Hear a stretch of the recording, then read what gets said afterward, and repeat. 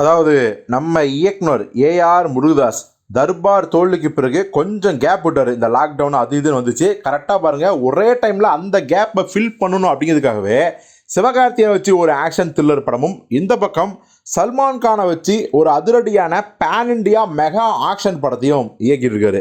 சிவகார்த்தியன் படத்தோட அந்த டைட்டில் மற்றும் டீசரில் பார்த்தீங்கன்னா வர பொங்கலுக்கு தான் ரிலீஸ் பண்ண போகிறாங்க. அதை நம்ம ஏற்கனவே சொல்லியிருந்தோம். இப்போது நம்ம சல்மான் கானை வச்சு சிக்கந்தர் அப்படிங்கிற படத்தை இயக்கிட்டு இருக்காரு பார்த்தீங்களா. இப்போது இந்த படத்தோட 2 செமத்தியான அப்டேட் வந்திருக்கு. அதாவது ஒன்று என்ன அப்படின்னா, ஆக்சுவலி இந்த படத்தோட ஸ்பெஷல் டீசர் ரிலீஸ் பண்ண போகிறாங்க. அதாவது எப்போ அப்படிங்கிறது இதே மாதம் டிசம்பர் 27 பார்த்தீங்கன்னா நம்ம சல்மான் கானோட பர்த்டே வருது. ஸோ அந்த அன்னைக்கு பார்த்தீங்கன்னா இந்த சிக்கந்தர் படத்தோட டீசரை ரிலீஸ் பண்ணலாம் அப்படிங்கிற முடிவை எடுத்துட்டாங்க.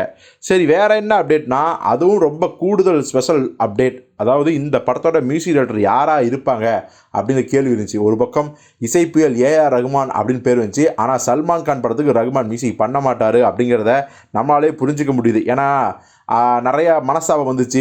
அப்படிலாம் நம்ம அப்போவே பார்த்தோம். சல்மான் கான் அவர்கள் பார்த்தீங்கன்னா வேணும்னே ரகுமான் அவர்களை சீண்ட, ரகுமான் அதுக்கு பதிலடி தர, அதெல்லாம் ஒரு பக்கம் போச்சு. இப்போது என்ன மாதிரியான நட்பு இருக்குன்னு தெரியல. பட் ரகுமான் இந்த படத்துக்கு மியூசிக் பண்ணல. அப்புறம் வேறு யார், நம்ம அனிருத்தா இல்லை ஹாரி ஜெயராஜா இல்லை ஹிந்திலேயே வேறு ஏதாவது மியூசிக் டைரக்டரா அப்படின்னு கேட்டால் இல்லவே இல்லை. நம்ம தமிழ் மியூசிக் டைரக்டர் தான், வேறு யாரும் இல்லை. நம்ம சந்தோஷ் நாராயணன் தான் இந்த படத்துக்கு மியூசிக் பண்ணுறாரு அப்படிங்கிற தகவல் வந்திருக்கு.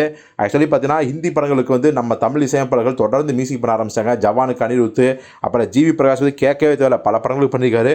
ஸோ இப்போது நம்ம சந்தோஷ் நாராயணனும் இந்த ஹிந்தி படத்துக்கு, அதுவும் மெகா ப்ராஜெக்ட்டு, பேன் இண்டியா ப்ராஜெக்ட்டுக்கு மியூசிக் பண்ணுறாரு அப்படிங்கும்போது வேறு லெவல் சம்பவம்னு சொல்லலாம். ஏற்கனவே அவருக்கு பிரபாஸோட கல்கிங்கிற ஒரு பேன் இண்டியா படம் வந்துச்சு. ஸோ அதை தொடர்ந்து இந்த சிக்கந்தர் படமும் சந்தோஷ் நாராயணன் யார் அப்படிங்கிறத இந்தியா முழுக்க, அதாவது நார்த் இந்தியா முழுக்க அவருடைய புகழ் பரவ செய்ய வேண்டியது இந்த சிக்கந்தர் படம்னு நம்ம உறுதியாக சொல்லலாம். ஸோ யாருக்கெல்லாம் சந்தோஷ் நாராயணன் மியூசிக்கில் பாடல்கள் பிடிக்கும், பின்னணி இசை பிடிக்குங்கிறத கமெண்ட்டில் சொல்லுங்கள்.